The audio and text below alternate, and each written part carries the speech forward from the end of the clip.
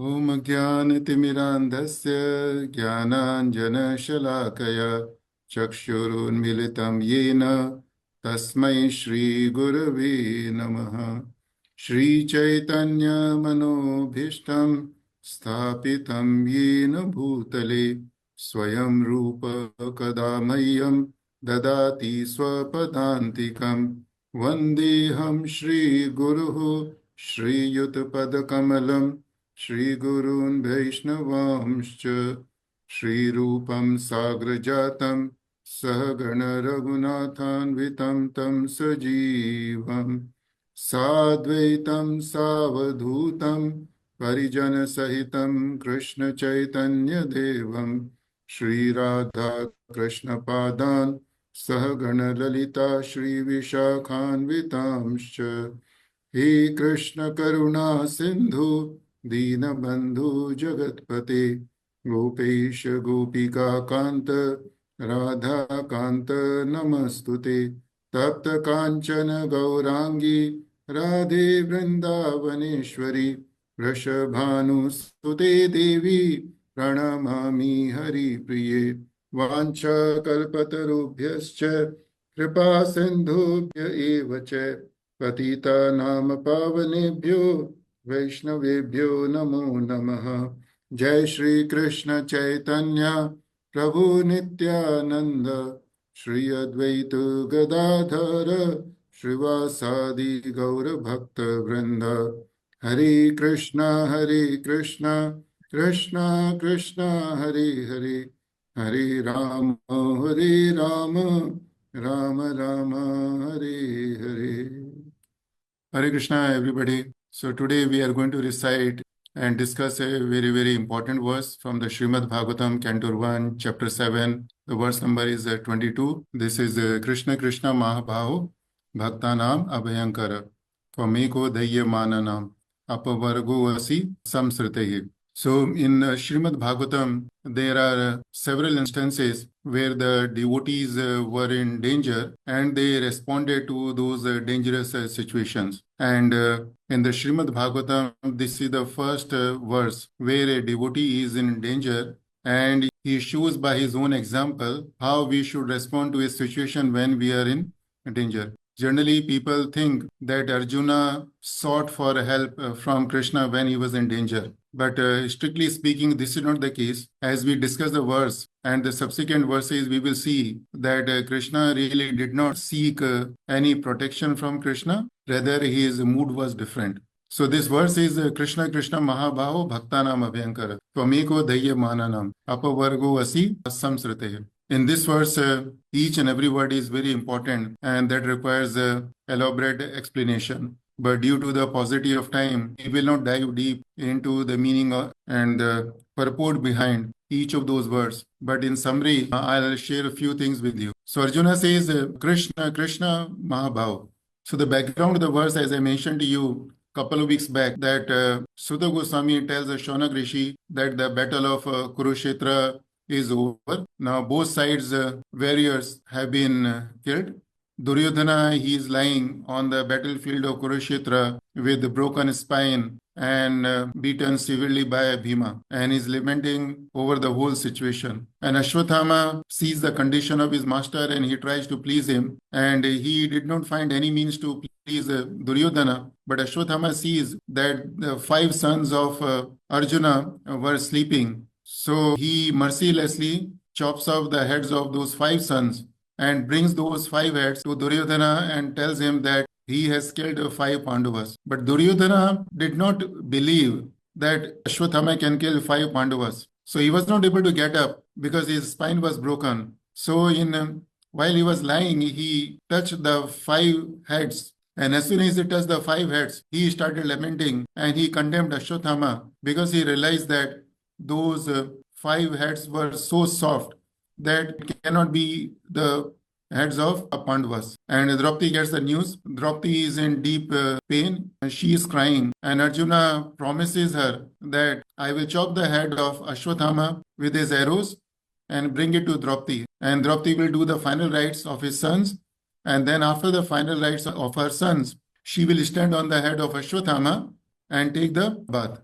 And with this promise, Arjuna starts chasing Ashwathama. Ashwathama gets to know that Arjuna is chasing him. So Ashwathama gets on the chariot, and soon after he starts running his chariot, he realizes that his horses were tired. So Ashwathama had a fear of losing his life, and finding no means, Ashwathama releases a Brahmastra. And soon after Ashwathama released a Brahmastra, the heat of Brahmastra started spreading in all over direction.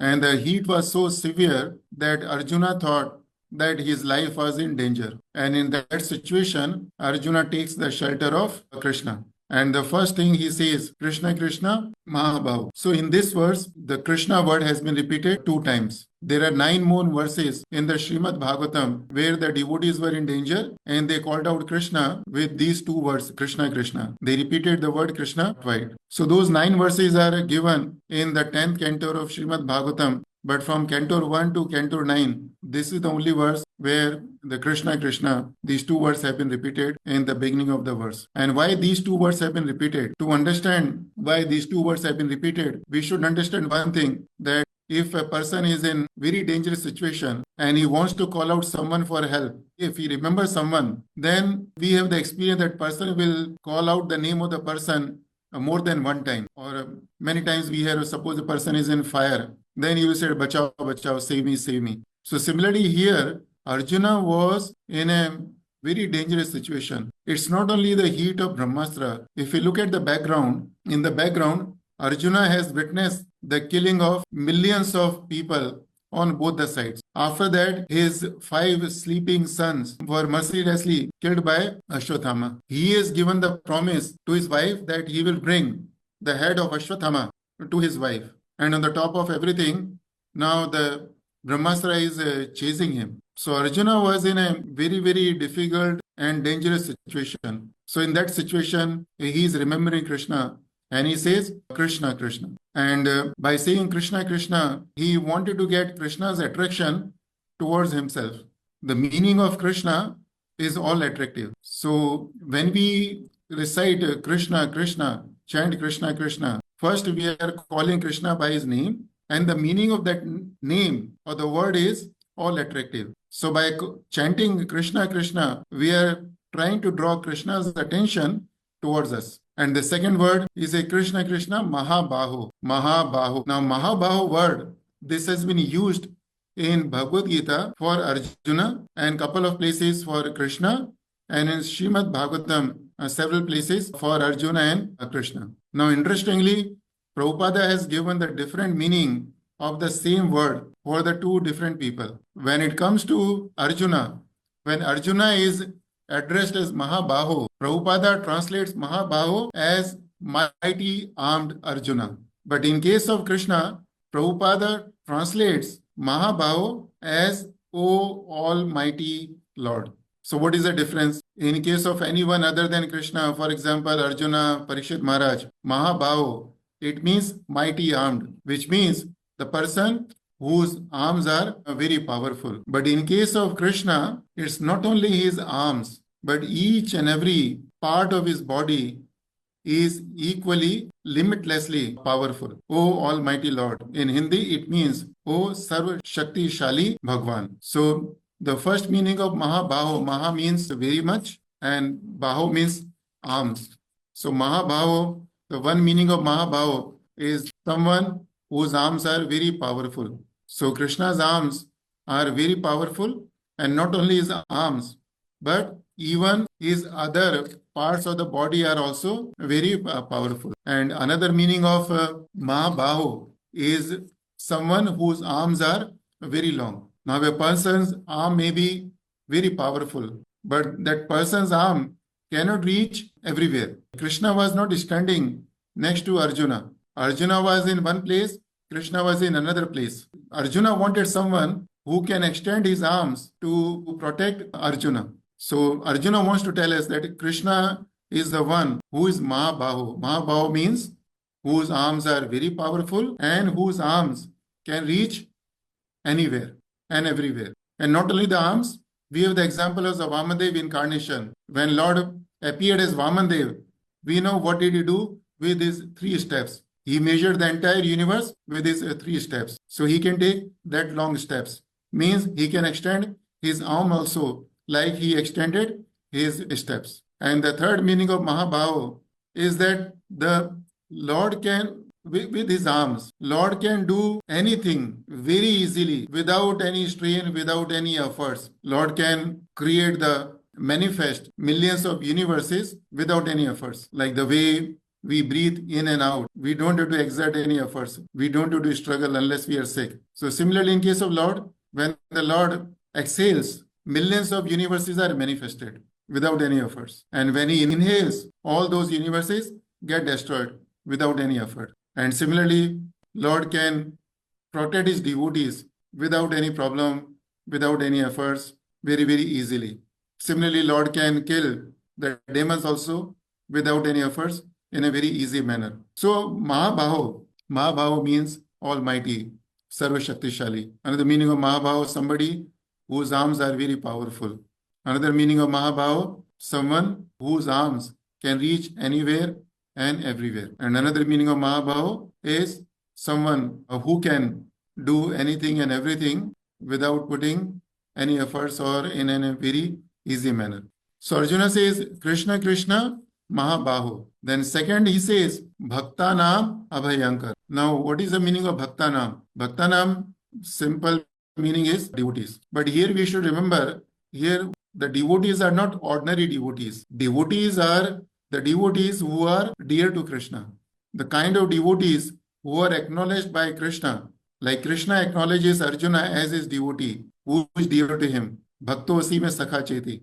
Krishna tells Arjuna that I am telling you Bhagavad Gita, the mystery of Bhagavad Gita, because you are my devotee. So Krishna is recognizing Arjuna as his devotee. There is a difference if I tell you that I am the friend of Sheikh Khalifa, and on the other side, Sheikh Khalifa tells everyone that I am his friend, which is more powerful. If Sheikh Khalifa tells everyone that I am his friend, then that has got a real weight. In our case, we claim ourselves to be the devotees, but we should try to find out whether Krishna also acknowledges us as his pure devotees or not. Does Krishna also loves us or not? Or are we dear to Krishna or not? Krishna has given a number of qualities which make a devotee dear to him in the 12th chapter of Bhagavad Gita. And the very first quality of a devotee who is dear to Krishna is Advaita. Advaita means the person who is not envious. So if we look at ourselves and try to examine ourselves, we will find that our nature is not free of envy. We are very much envious of the situations, people, places, etc. So if we have a tinge of envy, then we are not qualified to be dear to Krishna. So when we say Bhaktanam, we should understand it means the pure devotees who have the qualities which have been mentioned by Krishna in Bhagavad Gita and other places, the qualities which are liked by Krishna. And the devotees possess those qualities, and that's why Krishna likes such devotees. So that's the meaning of Bhaktanam. And then Arjuna says Abhayankara. Bhaya means fear, and Abhaya means fearless. So Arjuna tells that Krishna, you are the one who can make your pure devotees fearless. Now, as we have discussed several times, that our life is full of fears. Wherever we go, whatever we do, whatever position we have got, all those things are full of fear. There is a very nice verse. We don't have the time to discuss that verse, but that verse is from Vairagya Shatakam, 100 verses, where the objective is to raise the awareness so that people can start detaching themselves from this material world and start attaching to Krishna. So in that verse, it is said, Bhoge Rog Bhayam, Kule Chuti Bhayam. So examples of fears are given where the devotee is saying that Bhoge Rog Bhayam. Bhoge means whatever we want to enjoy. Every kind of enjoyment, there is an element of fear. Like we like to eat so many delicious things. But while we start eating those things, soon we get the fear in the mind that if I eat in excess quantity, then I'm going to fall sick. Bhoge Rog Bhayam, Kule Chuti Bhayam. If somebody belongs to a high-class family, then he has a fear of falling down, that something should not happen by which the reputation of his family gets destroyed. Bhoge Rog Bhayam, Kule Chuti Bhayam, Vitte Nirpalad Bhayam. That person who has a vitta means money, he is a fear of king. Fear of king means he is the fear of paying the taxes to the king. So similarly, there are other types of fear which have been given in this verse. And these things shows that our life is full of fear. And in the Śrīmad Bhāgavatam in the 11th canto, Nav Yogendra tells very nicely what is the cause of fear. They say, Bhayam Dvitya Niveshata. Bhayam Dvitya Niveshata Syat. Bhayam is fear. Dvitya Abhiniveshata. Abhiniveshata means absorption. As long as we are absorbed in material energy means anything other than Krishna. Whatever we see in this material world, if it is not connected with Krishna, and if our mind is absorbed there, then that situation, that place, that circumstances will cause fear in our heart. But the sign of a pure devotee, as Prabhupada has mentioned one of the purports in the 6th chapter, that the sign of a devotee is that he is free from fear. Krishna says in Bhagavad Gita, Abhayaṃ sattva saṁsṛti. When Krishna describes the qualities of the divine qualities of a person, then the first thing, Abhayaṃ sattva saṁsṛti. A devotee is fearless. And we have the example of Prahlad Maharaj. We have the example of Hanumanji. We have the example of Sita Mata. We have the example of Jatayu. We have the example of Srila Prabhupada. So all these devotees showed with their examples that when it comes to serving Krishna, they did not have any kind of fear in their heart. So Kṛṣṇa Kṛṣṇa Mahābāho Bhaktanam Abhayankara. So I explained the meaning of Kṛṣṇa Kṛṣṇa Mahābāho Bhaktanam Abhayankara. Now Tvameko, I will come back to it in a couple of minutes. So Tvameko Dayya Mananam Apavargo Asi saṁsṛti. So Dayya Mananam means, Dayya means fire. But in the context of this verse, Dayya Mananam, it means suffering. Suffering from what? Saṁsṛti. Saṁsṛti means the place which is full of miseries. Currently our existence is material. हमारा अस्तित्व भौतिक अस्तित्व है. So we are subjected to innumerable miseries. And the categories of those miseries have been given in Śrīmad Bhāgavatam, where it is said each and every living entity is subject to 3 categories of miseries. Adhyatmic, Adi Bhautik, Adi Devik. Adhyatmic means the miseries arising from our body and mind. Miseries from body means, for example, eyes are weak, pain in the legs, pain in the body, miseries of body. Miseries of mind, the mind is restless. Mind wants to have something which is not achievable. So these are very simple examples of the miseries caused by mind and body. Another category of miseries is the Adhyatmic Adi Bhautik. Miseries caused by other living entities. I am walking on the road, somebody hits me with the bicycle. That's a Adi Bhautik misery. Insect bites me, that's Adi Bhautik misery. And the third is Adi Devik. Adi Devik means miseries which are imposed by the demigods due to our own karma, like sudden fire in the forest, earthquake, heavy rains, etc. So in this material world, what happens? Generally, we are able to see these Adhyatmic, Adi Bhautik, Adi Devik miseries. But what we are not able to see, there are 4 categories of miseries on the top of these 3 categories of miseries. And those are Janam and Mrityu. Janam means the miseries of birth, and Mrityu, I don't have to explain how miserable will be a person if he knows that he is going to die soon. And between birth and death, we have the old age, and with the old age, we have the disease. So while we are able to see, feel, appreciate Adhyatmic, Adi Bhautik, Adi Devik miseries, generally we don't think about the sufferings, miseries due to our birth, old age, disease and death. Have we ever thought about the pains, miseries we have undergone while we were in the womb of our mother? Do we ever realize, we ever think that each and every moment I am getting older and older, and the diseases due to the old age will start catching me soon and soon. And within no time, means within a few years, I have to leave this world. We don't think it. That's why in the 13th chapter of Bhagavad Gita, Krishna says, Janam Mrityu Jara Vyadi Dukh Dosha Anudarshanam. Krishna says, anyone who constantly, Anudarshanam, Anu means constantly, Darshana means seeing. Krishna says, anyone who constantly sees the defects or the dosha of the 4 things, Janam, Mrityu, Jara, Vyadi, Dukha, the miseries of Janam, Mrityu, Jara, Vyadi, then the person is in real knowledge. He is a knowledgeable person. We cannot have the bliss of seeing Krishna unless we understand that we are in the midst of these 4 kinds of miseries for which we don't have any solution. जब तक हम लोगों को ये समझ में नहीं आएगा कि जन्म मृत्यु जरा व्याधि इनके भी दुख हैं, ये दोष हैं, और हम कॉन्स्टेंटली, अनुदर्शन मीन्स कॉन्स्टेंटली इनको नहीं देखेंगे, नहीं समझेंगे, तब तक हम लोग भगवान का बराबर दर्शन नहीं कर सकते। इसीलिए कृष्ण भगवान भगवद गीता में कहते हैं, that's why Krishna tales in Bhagavad Gita,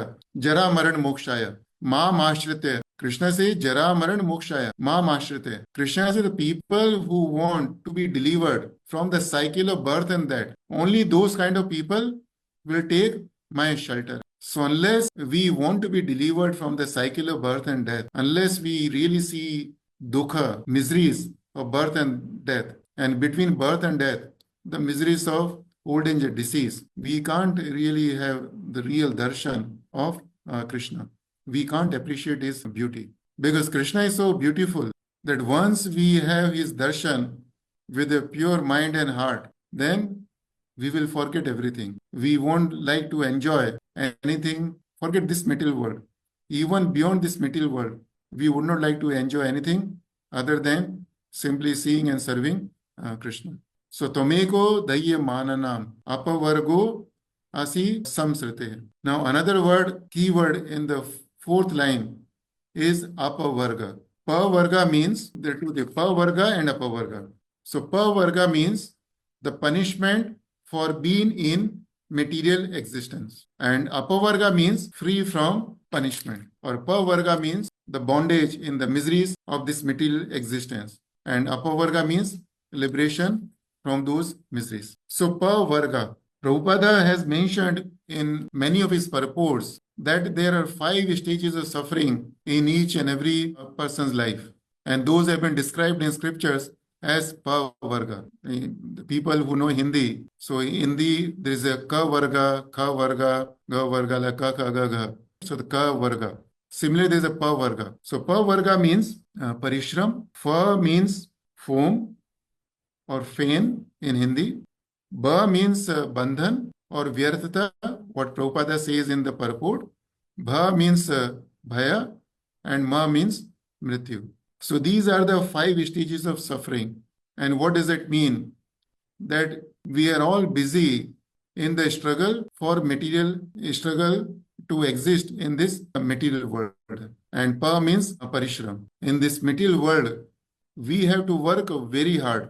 It's not a Shrama. Shrama means labor. Parishrama means very hard labor. So in this, to survive in this material world, we have the experience that we have to work very, very hard. And we have to work so hard and so hard that the fan or the foam starts coming from our mouth. And when we say foam starts coming from our mouth, we should understand it means that it's not necessary that the foam will come out from our mouth. It means that the part of the body through which we work very hard, that starts becoming weak and weak very rapidly. And that part of the body starts giving us trouble. People who do the physical work, like laborers, they have to use their entire body, and using entire body, working very hard, they start sweating. Like the animals, they start releasing the foam from their mouth after working very hard. The people who are engaged heavily in using computers, their eyes gets under stress. Similarly, we can take the examples of other parts of the body. So that is our situation. We have to work so hard to survive in this material world. Pa, fa,